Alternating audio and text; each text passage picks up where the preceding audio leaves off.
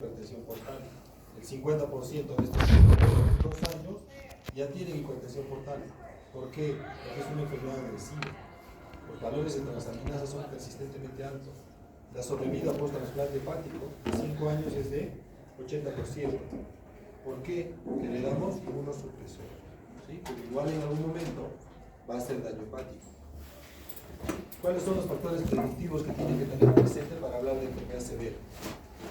Cuando los valores de transaminasas están por encima de los 10 veces el valor normal, o cuando tenemos transaminasas 5 veces el valor normal asociado a gamma globulinas presentes 2 veces el valor normal, o si en la biopsia encuentra necrosis en el cuello, ¿sí? O necrosis multilobular. Y estos factores de histocompatibilidad, el DR3, HLA, DR3, ¿sí? Son para pacientes de peor pronóstico. Esto es lo que decía, hay una escala de los criterios de diagnóstico, que es importante en líneas generales, la puntuación que aparece dentro de lo que necesitamos nosotros para definir cuáles son los pacientes que van a hacer enfermedad grave.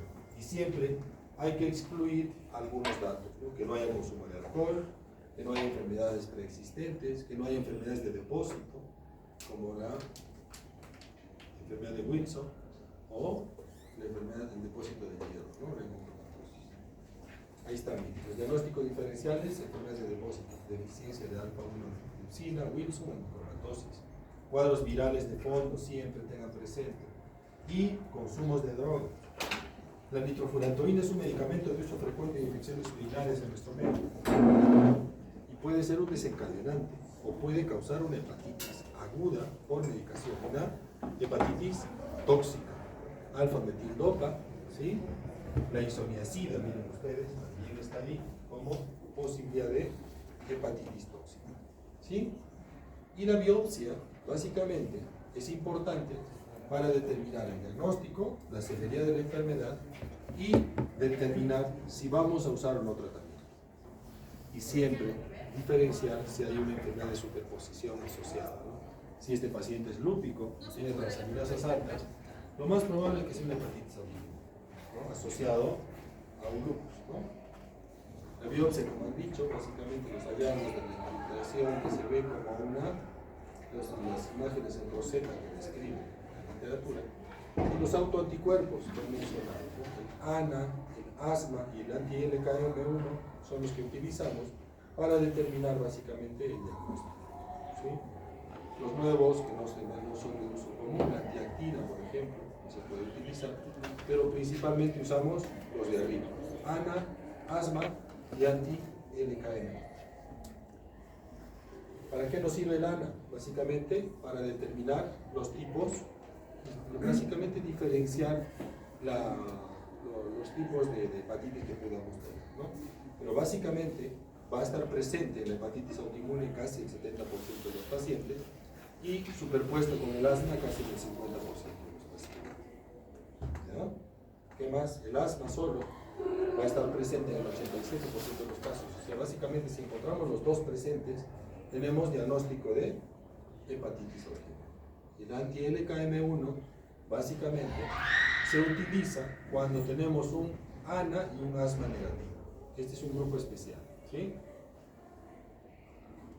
¿Qué más tenemos que acordarnos? Ese es el puntaje que les comentaba. Ustedes han explicado en la exposición. ¿Qué es importante tener presente en los puntajes? Esto van a poder encontrarlo y pueden descargarlo en vuestros celulares, no es ningún problema. Pero ¿qué es importante tener presente? Si antes del tratamiento yo tengo un puntaje mayor a 15, tengo un diagnóstico definitivo. Si tengo un puntaje entre 10 y 15, diagnóstico probable. Post tratamiento, ¿qué pasa? Si tengo un puntaje mayor de 10, de 17, ¿no? Porque han dicho que hay algunos pacientes que se debe dar tratamiento a pesar de que tengas marcadores negativos, ¿no? En ese grupo especial, tú le das tratamiento, le haces el diagnóstico definitivo si tienes antes del post tratamiento, diagnóstico definitivo, puntaje más de 17, y probable si tienes de 12 a 17 puntos. Cada uno varía de acuerdo a los puntajes o los valores numéricos del ANA y el asma, ¿no? Y también básicamente del tipo histológico y también de algunos hallazgos de las inmunoglobulinas, ¿no? Básicamente son puntajes que hay que tener presente para sumarlos y determinar si es un diagnóstico definitivo o probable. No es necesario calcularlo de forma rutinaria, ¿sí? Es importante para los síndromes de superposición y en las formas atípicas, en los cuales no podemos nosotros interpretar si es una hepatitis autoinmune o no. Si hacemos esto, tenemos una sensibilidad superior al 97%. ¿Sí? Hay dos tipos, el tipo 1 y el tipo 2, ¿no? Y el otro básicamente, el cual no es uno de los dos. El tipo 1 que tiene su característica, tiene positividad en ANA y en asma positivo, los dos. Y siempre tiene factores de histocompatibilidad presentes, ¿no? HLA-DR3 positivo y el HLA-DR4 en gente adulta, ¿no? ¿Qué diferencia hay entre uno y otro? Uno responde adecuadamente a los esteroides, ¿no? El HLA-DR4, por ejemplo, tiene mejor respuesta al uso de glucocorticoides. Y el tipo 2 es el que tiene básicamente el anti-LKM1 positivo. Es más frecuente en Europa y en Sudamérica, ¿no? Y básicamente, ¿qué más tenemos que saber acá? El tipo 3 es el cual básicamente no tiene algunos datos que encajan en ninguno de los dos primeros, ¿no? Generalmente, este grupo especial tiene respuesta al corticoide. Son el grupo de pacientes que a veces tienen todo negativo, pero tienen clínica que orienta, la biopsia que orienta a la determinación que es una hepatitis autoinmune, ¿no? Pero nosotros le damos corticoides y mejora considerablemente. ¿Qué más tener presente? Los tratamientos, ¿sí? Generalmente, el tipo de tratamiento que debemos dar, hay que determinar si necesitamos o no usar corticoides, por los riesgos que implica usarlos, los inmunosupresores. Acuérdense que vivimos en una zona de alta incidencia de tuberculosis. Si nosotros inmunosuprimimos a un paciente, lo exponemos a la posibilidad de que haga una enfermedad infecciosa de fondo, ¿no? Está totalmente justificado en pacientes con cirrosis, ¿no? Y no es claro el beneficio en pacientes con enfermedad no tan agresiva, ¿no? Generalmente, el 50% de los pacientes que reciben tratamiento tienen mejor pronóstico y la sobrevida a 10 años superan el 90% si nosotros empezamos tratamiento de manera temprana. ¿Qué más? Básicamente, tener cuidado con algunos riesgos de estos pacientes. También acuérdense que las enfermedades de superposición pueden causar vasculitis, ¿no? Pueden afectar cualquier órgano anatomico, ¿no? Generalmente tenemos que tener cuidado en pacientes con cirrosis avanzada, pacientes que tengan osteopenia porque hay riesgo de que hagan osteoporosis, ¿sí? Pacientes con trastornos psiquiátricos, acuérdense que también los glucocorticoides pueden haber afectaciones a nivel cerebral, ¿sí? Y generalmente, ¿cuándo debemos darle? Si nosotros tenemos las transaminasas, la AST, por encima de 10 veces el valor normal, hemos dicho que es el diagnóstico, o 5 veces el valor normal, pero gamma globulinas altas, más de 2 veces el valor normal, o necrosis en puerta. Estos pacientes deben recibir tratamiento. Transaminasas más de 10 veces o 5 veces su valor, asociado a gamma globulinas 2 veces su valor elevado y necrosis en puerta. Y relativas cuando son pacientes que tienen manifestaciones que he mencionado, ¿no? Astenia, dolores articulares, pacientes con ictericia, y las transaminasas y gamma globulinas elevadas, pero no a estos valores, ¿sí? Y puede haber una hepatitis de interfase. En esos grupos hay que definir y determinar riesgo-beneficio, ¿no? Si yo determino que es más beneficioso al paciente que tiene osteoporosis y tengo sospecha de que es una hepatitis autoinmune, yo le puedo empezar medicación. ¿Sí? Básicamente, ¿qué cosa? Miren las dosis que se utilizan. Prednisona, 60 miligramos por día, ¿no? La primera semana, segunda semana se baja a 40, tercera semana 30, cuarta semana 30 y después puede quedar con 20 miligramos de mantenimiento. ¿Qué va a ocasionar esto? El tiempo, que muchas veces tenemos que usar permanentemente esto. Bajo a 20 y mi paciente empieza a tener transaminasas altas otra vez. ¿Qué hago? Vuelvo a subir a 60. O sea, básicamente tienes que ir jugando con la medicación y ir viendo cómo van los valores de transaminasas en estos pacientes, ¿no? Si usamos en forma crónica, el riesgo de osteoporosis, ¿no? Se va haciendo mucho más intensa la necesidad de uso de corticoides. ¿Cuáles son los efectos de estos medicamentos? Miren, ¿no? Básicamente la idea de asociarlo a azathioprina es bajar la dosis del glucocorticoide, ¿no? ¿Qué otra cosa? Tiene efectos a nivel de la piel. Pacientes que van a hacer acné, ¿no? Hay riesgos de osteoporosis, desarrollar diabetes mellitus, cataratas, psicosis, dificultades para el manejo de la hipertensión, ¿no? ¿Y qué va a pasar si tiene un paciente osteoporosis severa? Lo más que se va a afectar principalmente, ¿cuál es el mayor riesgo? Que haga lesión de médula ósea, ¿no? De médula espinal, perdón. Fracturas espontáneas de columna que van a causar aplastamiento y muchas veces el paciente puede quedar con una secuela neurológica por uso de un medicamento, ¿no? Eso es lo que siempre hay que sopesar en este grupo de pacientes. Acuérdense que las damas son las que mayor riesgo tienen, y si es una persona superior a 50 años, el riesgo de osteoporosis es mayor, ya de por sí tiene una osteopenia, ¿no? Y el daño por uso de glucocorticoides es mayor.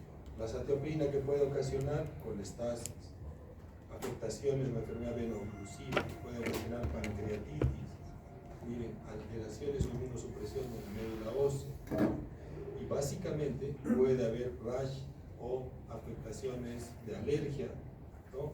Asociado principalmente a problemas básicamente que lo llevan genéticamente, ¿no?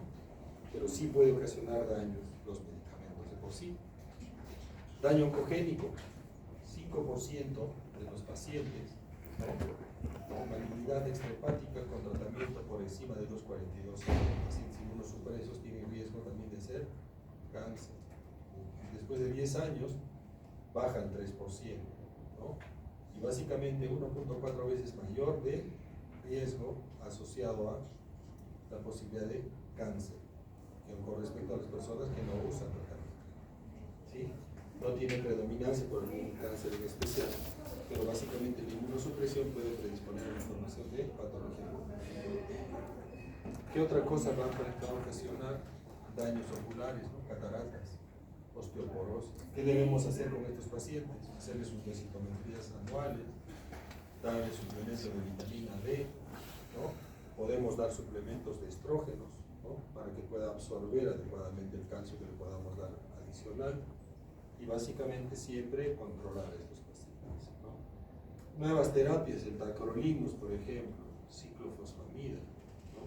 Son medicamentos, ácido ursodeoxicólico, son medicamentos que han ido desarrollándose en el tiempo para mejorar la tolerancia de estos pacientes y bajar las dosis de los glucocorticoides que siempre dan temor de verse, ¿no? Otros dos grupos especiales de patologías que no nos han mencionado es básicamente cirrosis biliar primaria, que no es una patología común, pero básicamente no tiene una explicación lógica, ¿sí? Pero generalmente hay que saber que estos pacientes van a tener destrucción de la vía biliar intrahepática, ¿no? Hay colatitis crónica no supurativa. Esto básicamente asociado también a problemas opioides, ¿no?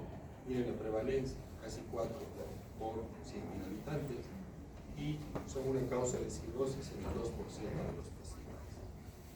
La etiología, básicamente autoinmune, asociado a factores de compatibilidad clase 2, y muchas veces está asociado también a infecciones de la vía biliar, ¿no? Microbacterias, y Escherichia coli como primera posibilidad que pueda ser un factor desencadenante del cuadro de cirrosis. ¿Qué vamos a ocasionar acá o qué va a ocasionar la enfermedad? Destrucción asimétrica de los conductos biliares, proliferación ductal, fibrosis dental y, como estadio 4, cirrosis. Básicamente es un deterioro de toda la estructura de la vía biliar. Primero se destruye la vía biliar y después empieza a haber alteración de la arquitectura de la distribución de los hepatocitos, ¿no? Si hay colestasis, ¿qué manifestaciones clínicas principales va a tener nuestro paciente? Básicamente signos de obstrucción. elevación de sales biliares a nivel sanguíneo, y eso que va a ocasionar prurito principalmente, ictericia, fatiga, ¿no? Podemos encontrar signos de hipertensión portal, que es la escleromegalia, pigmentación cutánea básicamente asociada a la ictericia, ¿no? Si no va a haber drenaje de sales biliares y contenido biliar al intestino, no se absorben adecuadamente las grasas y que va a ocasionar esteatorrea, ¿no? Y en algún momento esto acaba en cirrosis hepática e hipertensión portal, ¿no? Siempre va a estar asociado a otras patologías. Miren ustedes, todas estas patologías son enfermedades autoinmunes: lupus eritematoso, artritis reumatoidea, ¿no? Esclerodermia, Sjögren. Siempre va a haber enfermedad celíaca, también muchas veces lo estamos considerando como una posibilidad de patología autoinmune, y hepatitis autoinmune también. ¿Qué vamos a encontrar principalmente? Pacientes con valores de fosfatasa alcalina y gamma-glutamina bastante altas, bilirrubina directa elevada y anticuerpos antimitocondriales, AMA positivo, ¿no? Incremento de IgE. ¿Cómo hacemos el diagnóstico principal? Con biopsia. La CEPRE es un examen de imágenes que nos puede permitir confirmar las áreas de estenosis que podemos ver al momento que hacemos el procedimiento. Ahí hay unas imágenes que les voy a mostrar. ¿Cuál es el tratamiento? Ácido ursodeoxicólico, en promedio 10 miligramos por kilo día, y el tratamiento definitivo, trasplante. La mayoría de estas patologías autoinmunes acaban en trasplante hepático. En nuestro medio es el problema, ¿no?, de acceder a un trasplante. La mayoría de pacientes no llegan al trasplante y fallecen antes de inclusive ingresar a una lista de espera. La colangitis esclerosante primaria también es una enfermedad autoinmune y básicamente está asociado a afectaciones de probablemente enfermedades virales previas que van a desencadenar y van a activar una serie de factores inmunológicos, ¿no? Afecciones o infecciones por citomegalovirus, toxinas bacterianas, Cryptosporidium, citomegalovirus principalmente, ¿sí? Y básicamente que van a ocasionar esto, afectaciones de los conductos biliares, que va a ocasionar retracción de los conductos. ¿Sí? Esto es lo que quiero mostrarles. Básicamente estos pacientes, como manifestación principal, igual que la cirrosis biliar primaria, es prurito, ¿no?, por disminución del drenaje de contenido biliar hacia el intestino. Lo que quiero mostrarles son estas placas que están acá. Estas son las retracciones que se van a ver en las imágenes de reconstrucción. Esas son unas imágenes de resonancia. Y miren, esto es lo que quería ver. Esto es una vesícula biliar, esto es una CEPRE. Vesícula biliar, cístico, y miren todas las ramas intrahepáticas.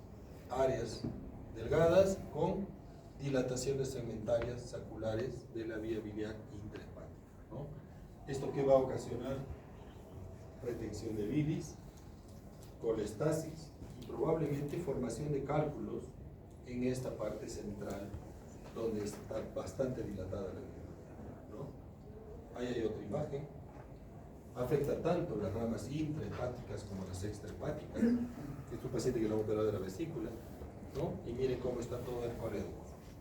Dilataciones segmentarias con áreas de estenosis, y las ramas intrahepáticas igual, dilataciones con áreas de retracción, ¿no? ¿Qué ocasiona esto? Éstasis de bilis, y esa éstasis de bilis que va a ocasionar posibilidad de translocación bacteriana, migración de bacterias del intestino y cuadros infecciosos a repetición, ¿no? Miren cómo está el Wilson acá, ¿no? Está bien dilatado. Acá hay otra imagen, igual, dilataciones segmentarias, inclusive hay ausencia de las ramas intrahepáticas. Miren esta estenosis bien filiforme, extensa, que hasta nos haría pensar en la posibilidad de una neoplasia. ¿Por qué se sospecha? Porque básicamente hay dilataciones segmentarias por partes. Estos básicamente son hallazgos de estudios de ese. Ahí hay otra imagen similar. Esto es lo más clásico, ¿no? Dilataciones bastante marcadas con áreas de retracción. ¿Qué nos permite hacer esto? Básicamente confirmar el diagnóstico. Y si está muy comprometida las ramas extrahepáticas, se podría poner un stent, que es un tubo de drenaje, para evitar retención de bilis dentro de las ramas extrahepáticas. Ahí están poniendo un stent. Ahí han pasado una guía, ¿no? La estenosis es bien marcada en la parte distal. Esta es una guía. Ahí tiene los parámetros de referencia y a través de esta guía van a pasar un tubo de drenaje, un stent, que se ve en la siguiente imagen. Y un tubo plástico que se pasa ahí. No sé si lo logran ver. Este es el stent, que está por fuera del toro del introductor. Todo esto es un stent. ¿Sí? Este stent plástico puede estar hasta 3 meses dentro de la vía biliar. Después hay que volverlo a cambiar, ¿no? Hay áreas de retracción nuevamente. ¿Esto qué va a ocasionar? Éstasis de bilis, éstasis de sales biliares, precipitación de sales biliares y formación de cálculos intracoledociales, ¿no? Básicamente, ¿qué vamos a encontrar? Valores de fosfatasa altos, valores de gamma-glutamina bastante elevados, bilirrubina directa alta, y esto como consecuencia en el tiempo, elevación y alteración de las transaminasas, de las aminotransferasas principales. El diagnóstico diferencial básicamente es con cirrosis biliar primaria, con estasis inducida por drogas, ¿no?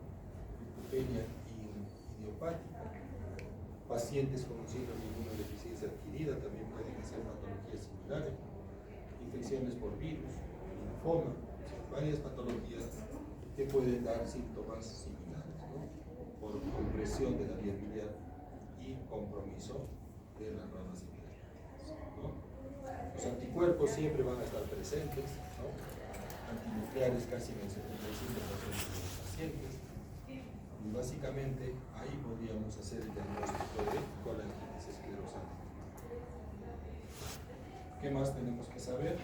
Las complicaciones a largo plazo de estos pacientes es colangitis infecciosa por bacterias y básicamente cirrosis con la posibilidad de evolución a una hipertensión portal y posteriormente pues, el paciente se complica y puede haber sangrados, ascitis, todo lo que vemos en un paciente con cirrosis. Eso es lo que les quería mostrar, muchachos. ¿Quién les falta el segundo tema? ¿Cuál era? Hepatitis, ¿no?